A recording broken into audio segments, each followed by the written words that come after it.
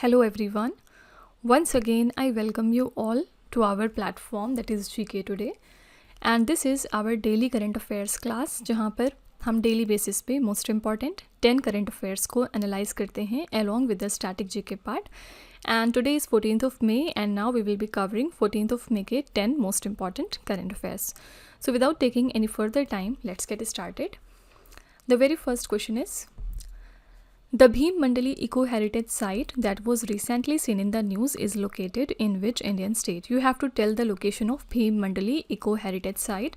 So basically it lies in the state of Odisha. And why this site came into news? Because recently it has been inaugurated and इसकी जो ground breaking ceremony है वो conduct हुई है Sambalpur district में under the Nakti Deul block. ठीक है, तो ये साइट उड़ीसा में है and it is being developed as an eco heritage destination. Government of India ने सैंक्शन किए हैं मोर देन 8.3 करोड़ रुपीज़ इस प्रोजेक्ट के डेवलपमेंट के लिए.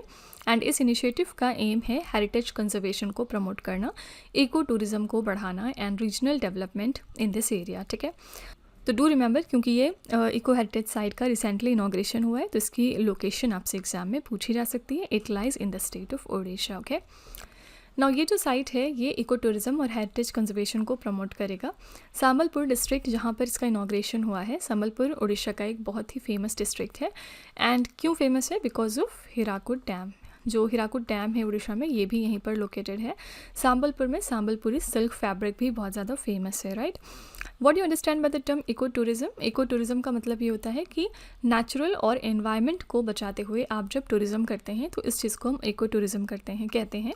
ये सस्टेनेबल टूरिज्म का ही एक टाइप है एंड इससे लोकल कम्युनिटीज़ को काफ़ी ज़्यादा फाइनेंशियली हेल्प मिलती है. Okay, then we talked about heritage conservation. इसका मतलब है कि कल्चरल और हिस्टोरिकल तरीके से आप इन चीज़ों को कंजर्व कर रहे हैं.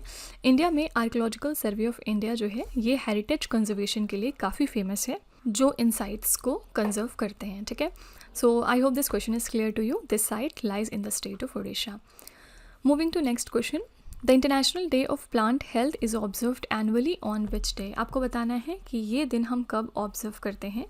The correct answer here is B option 12th of May. ठीक है, तो हर साल हम international day of plant health observe करते हैं 12th ऑफ मे को, to spread awareness about the importance कि कितना ज़्यादा ज़रूरी है प्लांट हेल्थ को प्रोटेक्ट करना. एंड ये दिन हाईलाइट करता है हेल्दी प्लांट्स के रोल को इन एंडिंग द हंगर, पॉवर्टी को रिड्यूस करने के लिए, बायोडाइवर्सिटी को प्रोटेक्ट करने के लिए एंड इकोनॉमिक डेवलपमेंट को सपोर्ट करने के लिए. क्योंकि जो प्लांट्स हैं वो प्रोवाइड करते हैं 80% of the world's food and 98% of the oxygens जो हम ब्रीथ करते हैं. तो ये जो दिन है इसीलिए क्रिएट किया गया है ताकि हम ग्लोबल कॉपरेशन को इस दिन प्रमोट कर सकें against the plant paste and diseases जो कि एग्रीकल्चर और लाइवलीहुड दोनों को थ्रेटन करते हैं. तो इस दिन को ऑफिशियली डेजिग्नेट किया था यूनाइटेड नेशंस जनरल असेंबली ने मार्च 2022 को, after the 2020 to 21 International Year of Plant Health. Okay, so the correct answer here is B option, that is 12th of May. Okay, हमने यहाँ पर देखा प्लांट्स का क्या इंपॉर्टेंस है, क्योंकि ये 98% ऑक्सीजन देते हैं हमको और 80% जो खाने का चीज़ है वो सब भी प्लांट से ही आता है. एंड प्लांट्स बायोडाइवर्सिटी और इकोनॉमिक डेवलपमेंट में भी काफ़ी ज़्यादा हेल्प करते हैं. राइट, एंड प्लांट पेस्ट जो हैं ये एग्रीकल्चर क्रॉप्स को काफ़ी ज़्यादा नुकसान पहुंचाते हैं. फंगल डिजीज़ेस प्लांट में सबसे कॉमन होते हैं. Integrated pest management pest control का एक बहुत ही कॉमन तरीका है. Then we talked about United Nations General Assembly. तो यूनाइटेड नेशन जनरल असेंबली की जो मीटिंग है वो हर साल मतलब एनुअली सितंबर मंथ में होती है. एंड ये वर्ल्ड के सभी देशों का एक कॉमन प्लेटफॉर्म है. यहाँ पर ग्लोबल इश्यूज डिस्कस होते हैं जैसे कि एनवायरनमेंट, पीस एंड सिक्योरिटी वगैरह. ठीक है, तो do remember we celebrate international day of plant health on 12th of May. Now here we will be revising some important days and themes related question.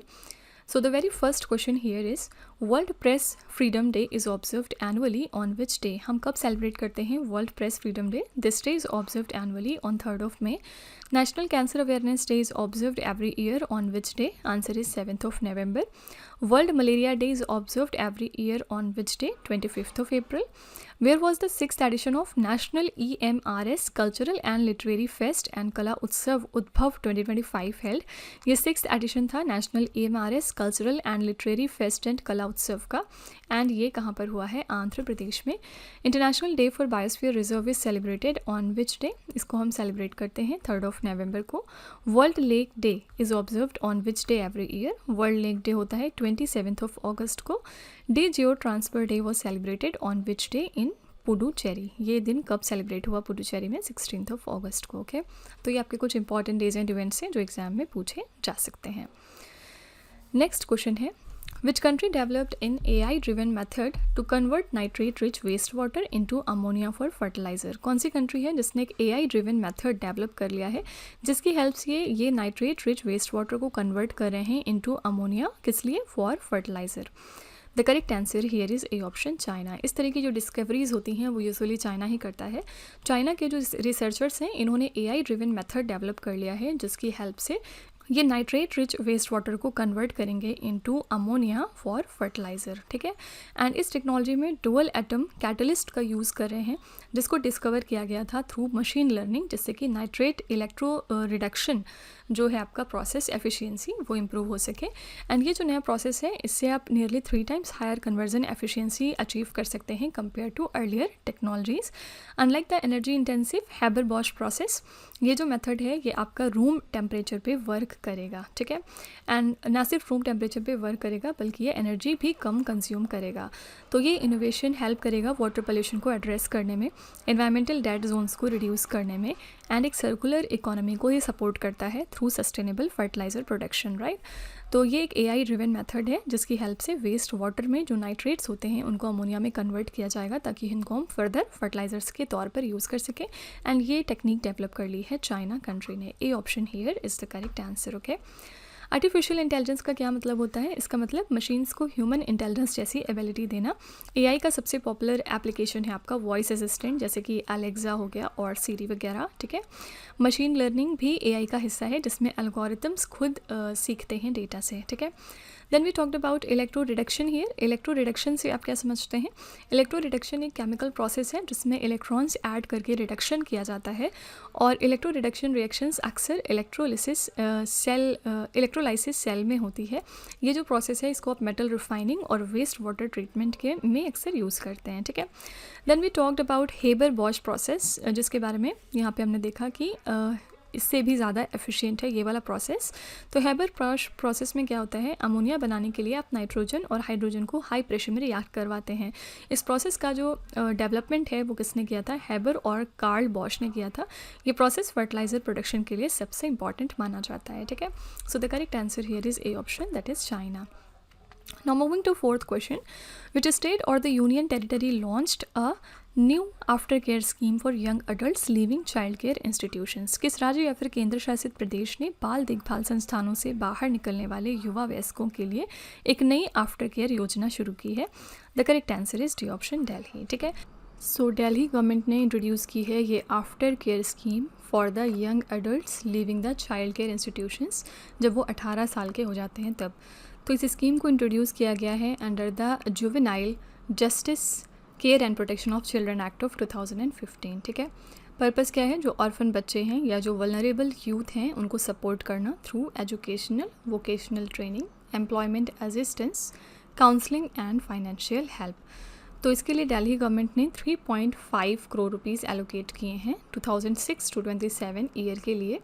And beneficiaries को यहाँ पर monthly stipends दिए जाएंगे, career guidance provide की जाएगी, internship दी जाएगी and emotional support भी दिया जाएगा to help them become self reliant, ठीक है। तो ये नई स्कीम लॉन्च करी है दिल्ली की गवर्नमेंट ने। D option is the right answer. Now here talking about juvenile justice act of 2015। Juvenile justice act बच्चों के राइट्स की प्रोटेक्शन करता है। 2015 का ये जो एक्ट है इसने केयर और रिहैबिलिटेशन पर जोर दिया था। Child care institutions juvenile justice act के तहत रेगुलेटेड होते हैं, okay. Now talking about after care scheme. After care scheme का एम क्या होता है, यूथ को सेल्फ रिलायंट बनाना। ये स्कीम्स वोकेशनल ट्रेनिंग और काउंसलिंग प्रोवाइड करती हैं एंड इस तरह की स्कीम से जो हमारे ऑर्फन्ड यूथ हैं उनको सोशल सपोर्ट मिलता है definitely, okay. Child care institutions जो होते हैं आपके, ये ऑर्फन्ड और वल्नरेबल बच्चों के लिए डेवलप किए जाते हैं। इंडिया में ये इंस्टीट्यूशंस जुवेनाइल जस्टिस एक्ट के अंडर में आते हैं एंड ये प्लेसेस बच्चों को शेल्टर, एजुकेशन और हेल्थ सर्विसेज भी प्रोवाइड करते हैं, okay. So the correct answer is D option. Now here talking about some important state schemes. So the first question is, AgriStack scheme is implemented by which ministry? It is implemented by Ministry of Agriculture and Farmers Welfare. The Shakti Sadan scheme was formed by merging which two schemes? कौन सी दो schemes को merge करके form किया गया था शक्ति सदन scheme? So this is स्वधार, गृह and उज्ज्वला. ठीक है. नेक्स्ट है PM Pranam scheme is primarily associated with which sector? ये सेक्टर किससे रिलेटेड है? एग्रीकल्चरल एंड फर्टिलाइजर सेक्टर के साथ में. Recently which scheme was approve to develop 100 plug and play industrial parks in India. कौन सी स्कीम को अप्रूव किया गया था 100 plug and play industrial parks को डेवलप करने के लिए इंडिया में? सो दिस इज़ भारत औद्योगिक विकास योजना. Which government department is the nodal agency of fortified rice scheme? This is department of food and public distribution. Next है द शक्ति सदन scheme was formed by merging which to schemes? ये हमने पीछे देख लिया. इट वॉज द स्वधर, गृह and Ujjwala Yojana. What is the name of the scheme implemented by the government through the tea board for development and promotion of tea across India? This is tea development and promotion scheme. Okay, now moving to next question.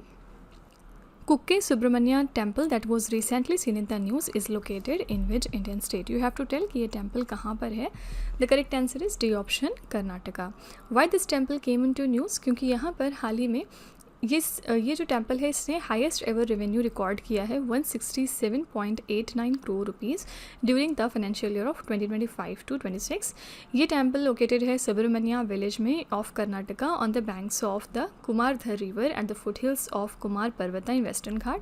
And ये temple जो है वो dedicated है lord Subramanya को, who is also known as Kartikeya, Murugan and Skanda. Okay, lord Subramanya की worship होती है यहाँ पे as the lord of serpent. And ये जो टेम्पल है it is regarded as the foremost centre of the sarpa means serpent worship in India. ठीक है, तो ये टेम्पल कहाँ पर है? कर्नाटका में. Case for Kukke and case for Karnataka.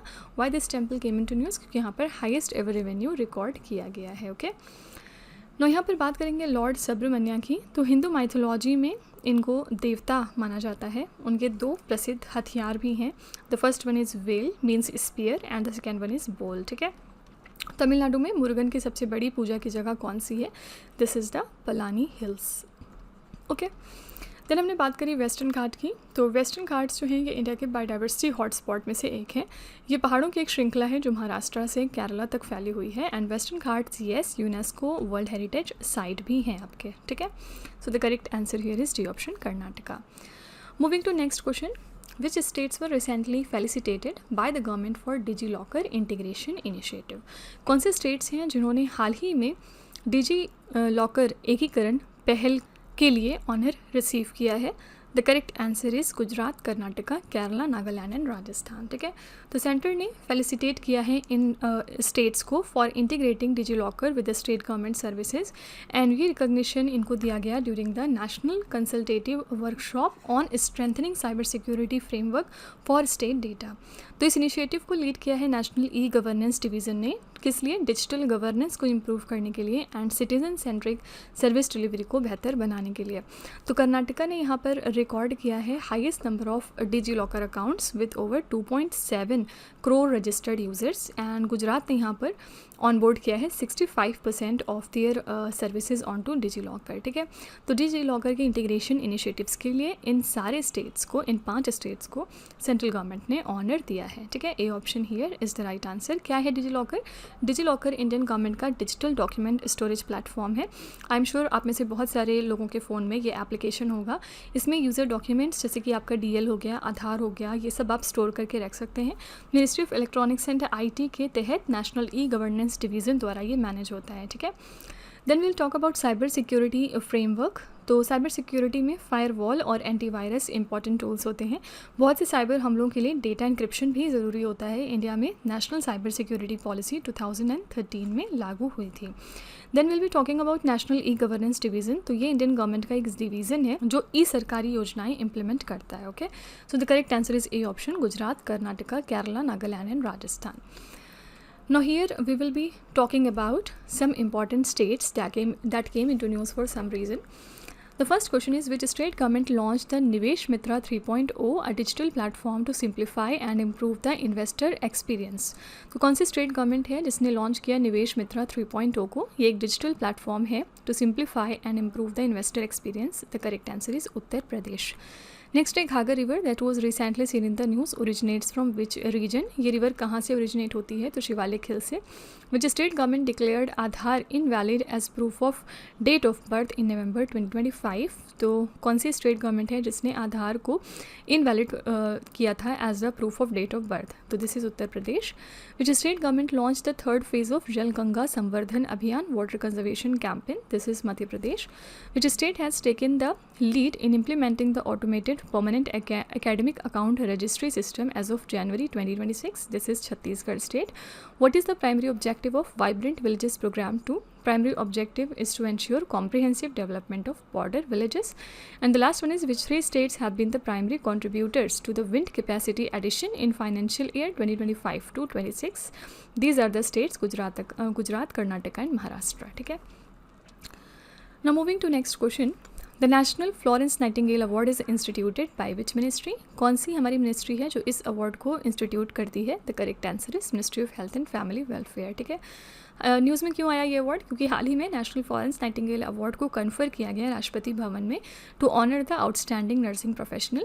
And total यहाँ पर 15 नर्सेस को डिफरेंट रीजन और हेल्थ केयर सेक्टर से चूज़ किया गया for their dedication to public health care and community welfare, उनको अवार्ड देने के लिए.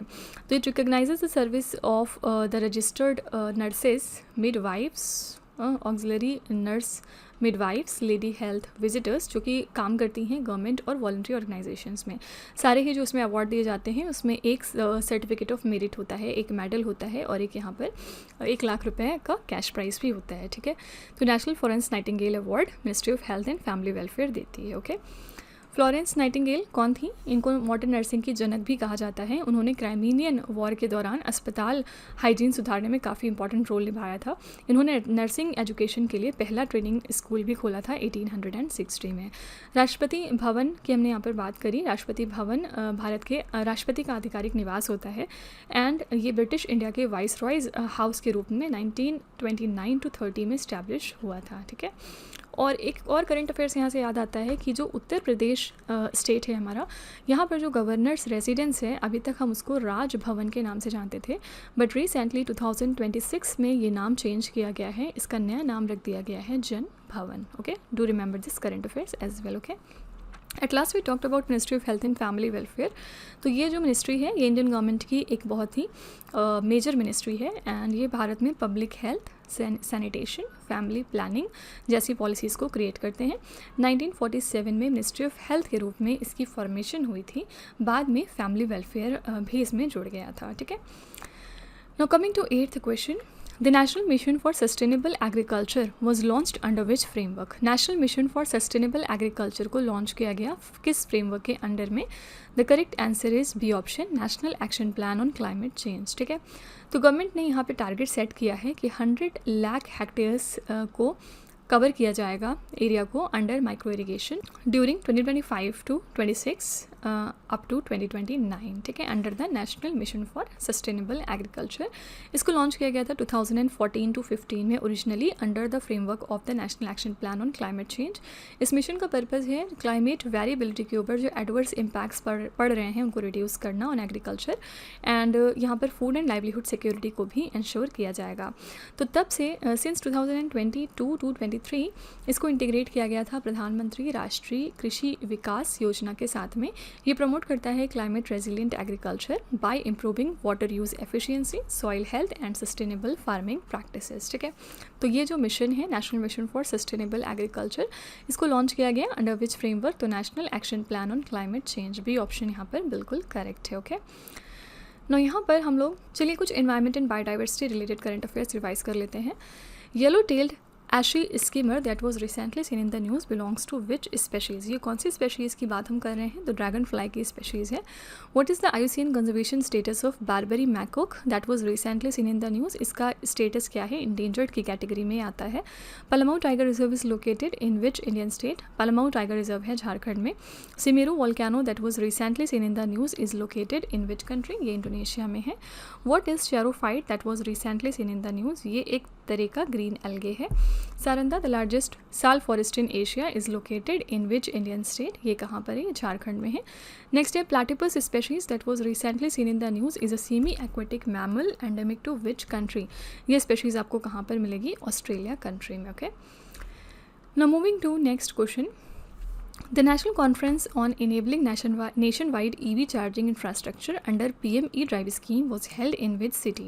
आपको बताना है ये जो कॉन्फ्रेंस है on enabling nationwide EV charging infrastructure under PM E-Drive scheme, ये कहाँ पर हुआ, कौन सी सिटी में? आंसर है ए ऑप्शन, बेंगलुरु में। ठीक है, तो मिनिस्ट्री ऑफ हैवी इंडस्ट्रीज़ ने ऑर्गेनाइज किया इस कॉन्फ्रेंस को on enabling nationwide EV charging infrastructure under the PM E-Drive scheme, कहाँ पर? बेंगलुरु में। ये जो कॉन्फ्रेंस था यहाँ पर फोकस किया गया इलेक्ट्रिक व्हीकल के चार्जिंग इंफ्रास्ट्रक्चर को एक्सपैंड करने का।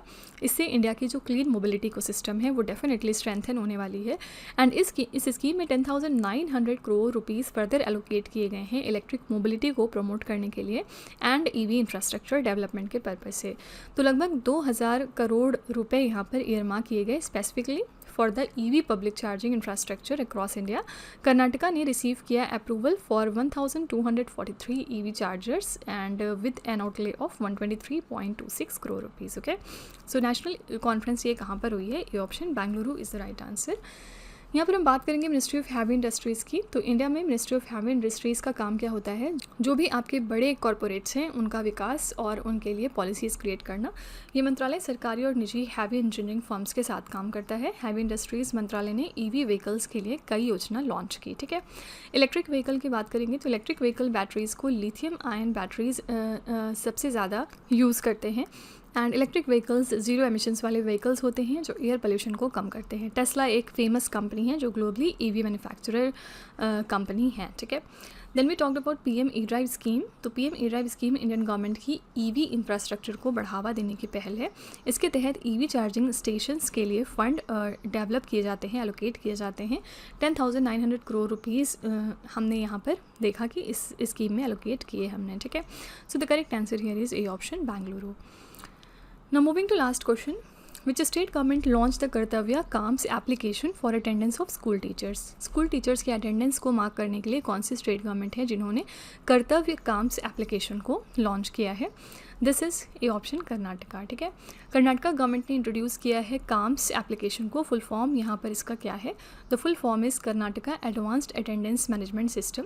और ये जो सिस्टम है इसको डिज़ाइन किया गया है ताकि टीचर्स, हेडमास्टर्स, ऑफिसर्स और जो भी नॉन टीचिंग स्टाफ है उनके अटेंडेंस को मार्क किया जाए, मॉनिटर किया जाए in the government educational institutions of Karnataka. ठीक है, यहाँ पर ये बहुत ही मॉडर्न एक तरह का एप्लीकेशन है। इसमें AI का यूज़ किया गया है, फेशियल रिकॉग्निशन का एंड जियो फेंसिंग का अटेंडेंस की वेरिफिकेशन के लिए। Employees must mark the attendance twice daily from their authorised workplace location. ठीक है, तो ये एक बहुत ही अच्छा काम किया है कर्नाटका स्टेट ने। ए option here is the right answer. Now talking about facial recognition technology. तो ये जो रिकॉग्निशन टेक्नोलॉजी है इसमें ये चेहरों के यूनिक फीचर्स को डिटेक्ट करता है। एप्पल ने 2017 में iPhone X में face ID facial recognition technology introduce की थी।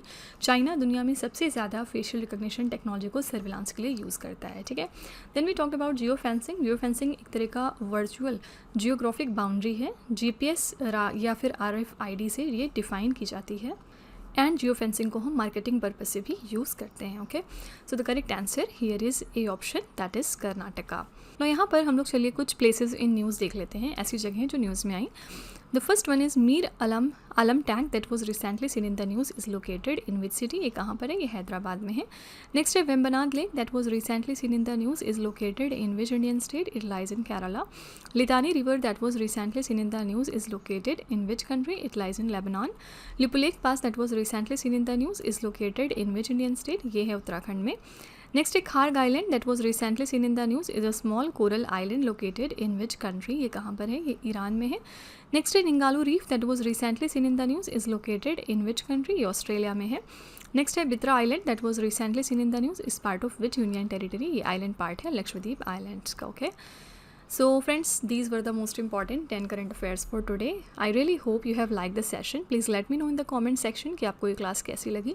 In case you find it useful तो please hit the like button. Also share it with your friends. तो हम लोग कल मिलेंगे in the next lecture. Till then stay tuned. Thank you so much for watching. Also don't forget to like, share and subscribe our channel.